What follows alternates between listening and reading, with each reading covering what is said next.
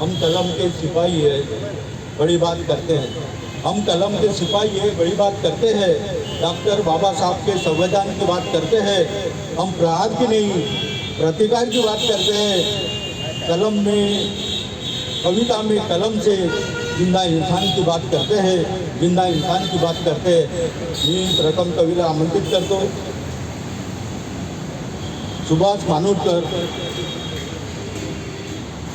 एक मिनिट, आजच्या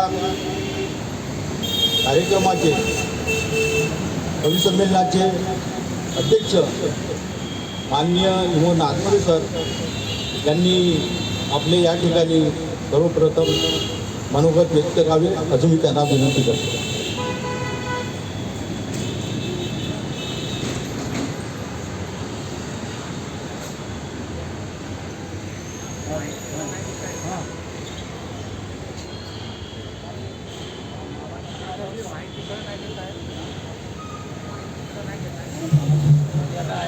कार्यक्रम आहे उद्या काहीतरी आहे मला. ठीक आहे. संविधान दिनाच्या या पूर्वसंध्येला कार्यक्रम आज आपण या ठिकाणी संविधानाचे शिल्पकार परमपूज्य डॉक्टर बाबासाहेब आंबेडकर यांच्या प्रतिमेसमोर त्यांना अभिवादन करून त्या ठिकाणी एकत्र झालेलो आहोत. आज या ठिकाणी आपण सर्व कविमित्र संविधानाचा एक प्रकारे जागर करणार आहोत. संविधानाचा जागर करणे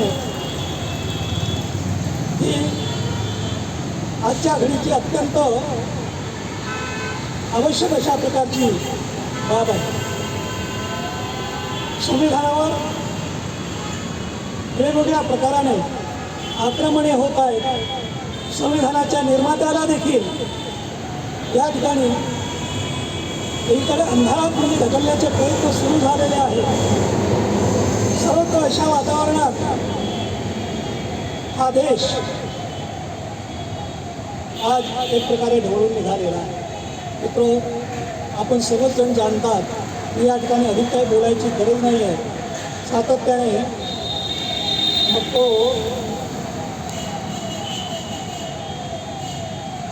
या मोबाईलवरून येणारा जो मीडिया आहे, ज्या काही बाबी आहेत त्या सगळ्या बाबी प्रत्येकालाच त्या माहीत होतात.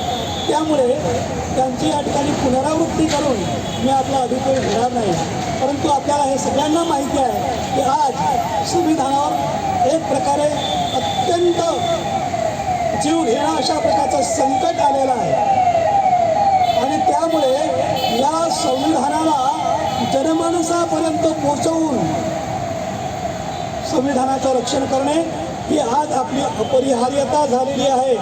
प्रत्येक माणसाला संविधानाच्या छत्रछायेतच त्याचा उद्धार करता येणे शक्य आहे. परंतु डॉक्टर बाबासाहेब आंबेडकरांनी हे हेरलेलं होतं आणि म्हणूनच त्यांनी आज 75 वर्षाचे, आता आपण त्यांच्या म्हणजे 75वा वर्धापन दिन संपन्न करत आहोत. एक प्रकारे हा म्हणजे याचा आपल्या संविधान दिनाचा अमृत महोत्सव आज आपण या ठिकाणी साजरा करत आहोत.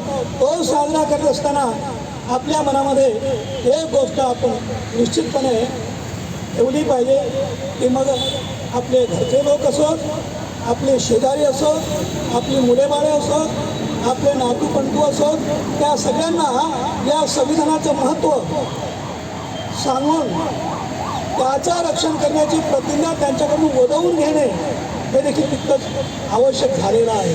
कारण त्याशिवाय या देशाला, देश म्हणजे काय, देशातील माणसे, या देशातील माणसांना भवितव्य नाही आहे त्याच्याशिवाय. म्हणून संविधानाचा या ठिकाणी आपण जागर करणार आहात.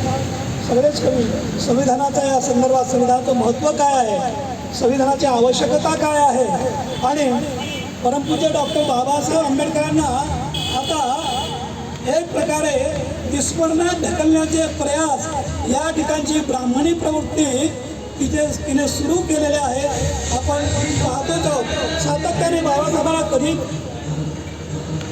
अत्यंत दृढित अशा शब्दाने बाबासाहेबांचा आज म्हणजे अपमान केला जातो आणि शासनाला देखील तेच हवं आहे आणि म्हणून शासन काहीही करत नाही.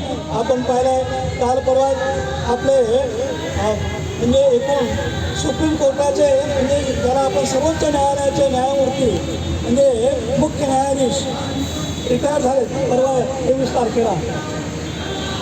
ते रिटायर झाले त्या 6 महिन्याचा कालखंड त्यांना लागला. पण या 6 महिन्याच्या कालखंडात त्यांना देखील वाटेल त्याप्रमाणे ते ट्रोल करण्यात आलं. त्यांना देखील वाटेल त्याप्रमाणे या ठिकाणी या देशामध्ये म्हणजे उठाव करण्यात आलं. त्यांच्यावर जोडा फेकण्याचा प्रयत्न झाला. सरकारने काहीही केलेलं नाही आणि यावरून डॉक्टर बाबासाहेब आंबेडकरांच्या अनुयायांनी हे लक्षात घेतलं पाहिजे की आम्हाला संघटित असल्याशिवाय आज आपल्याला तरणोपाय नाही. संघटित राहणे, एकत्र राहणे, एकत्र राहून एकत्र येणे, अशा प्रकारचे ह्या ज्या आपल्या सभा होतात त्या सभा घेणे, त्या सभात एखादा म्हणजे चांगल्या प्रकारचा निर्णय घेणे आणि त्या निर्णयाच्या प्रत आपण स्वतंत्र सर्वांनी त्या निर्णयाचं पालन करणे आणि त्यानुसार वर्तन करणे हे अत्यंत आवश्यक झालेलं आहे. मी आपला अधिक वेळ न घेता या ठिकाणी कारण आधीच 2:30 वाजताचा कार्यक्रम आता 4:15 वाजत आहे म्हणजे फारच वेळ फार झालेला आहे. तेव्हा शेवटच्या कवीला कधी कधी होत आहे काय की त्याला कविताही म्हणायला वेळ मिळत नाही. मग लवकर आटोपा त्या पद्धतीने चाललेलं असतं. ते होऊ नये, अशा प्रकारचं होऊ नये. कवीवर कुठल्या प्रकारचा अन्याय होऊ नये. आणि मी संचालन करताना विनंती करेन की पहिल्यांदा ज्या कवींची नावे या ठिकाणी आहेत त्या कवींना ज्या ठिकाणी पाचारण करावं. त्यानंतर आलेले जे कवी आहेत ते वेळ मिळाला त्यांना त्या ठिकाणी घ्यावं. परंतु आले म्हणून म्हणजे कुणाला सगळ्यांना म्हणू द्या, काहीतरी म्हणू द्या, ही बाब जरा आम्ही बाजूला सारली पाहिजे. कधी कधी इतरांचं ऐकणं देखील अत्यंत महत्त्वाचं असतं. लोक म्हणतात आमच्या नाव नाही, आम्ही कशा करतात आहोत. आपलं तसं नाही आहे. आम्ही आतापर्यंत आमची अनेक वर्ष केलेली आहेत. त्या ठिकाणी नाव असो अगर नसो काही लोकांना ऐकायला जाणे हे अत्यंत महत्त्वाचं असतं. आपल्याला सगळं काही कळतं अशा आविर्भावात कोणीही राहू नये. अशा प्रकारचा अहंभाव आपण जोपासता कामा नये. आणि कवींनी तर नाहीच नाही. कवींनी कुठल्याही प्रकारचा अहंकार आपल्या मनात जोपासता कामा नये. त्यांनी या ठिकाणी आपल्या सहकारी मित्राला ऐकण्यासाठी तरी त्या ठिकाणी केलं पाहिजे. अलीकडे असं होत नाही. त्या कवींची नावे इथे नाही आहेत. मी अनेकांना ओळखतो ते कवी या ठिकाणी दिसत नाही. आपण नावच नाही तर आपण कशाला जायचं त्या ठिकाणी. अरे निदान श्रोते म्हणून त्या ठिकाणी यायला पाहिजे. अशा प्रकारची अपेक्षा तुम्ही मला जर ज्येष्ठ म्हणता एका 80 वर्षाच्या वर त्या म्हाताऱ्याने तुमच्याकडून अपेक्षित केली तर ती काय अनाठाई करू नये. मित्रांनो, मी तुम्हाला या संविधान दिनाच्या हार्दिक शुभेच्छा माझ्या वतीनं, माझ्या कुटुंबियांच्या वतीनं, माझ्या सगळ्या सन्मित्रांच्या वतीनं तुम्हाला सगळ्यांना हा संविधान दिवसाच्या मनपूर्वक हार्दिक शुभेच्छा व्यक्त करतो आणि या ठिकाणी मी थांबतो. जय हिंद.